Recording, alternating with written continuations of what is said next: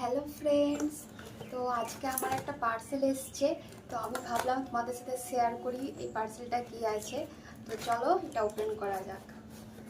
তো এখন পুজোর সময় অনেক কিছু অর্ডার দিয়েছি, এবার দেখা যাক এটাতে কি আছে। এখান থেকে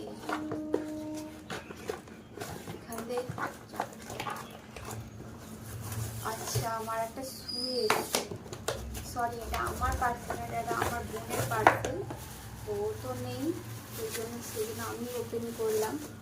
তো এই দেখো জুতো এসছে। ওয়াও, জুতোটা দারুণ এসছে।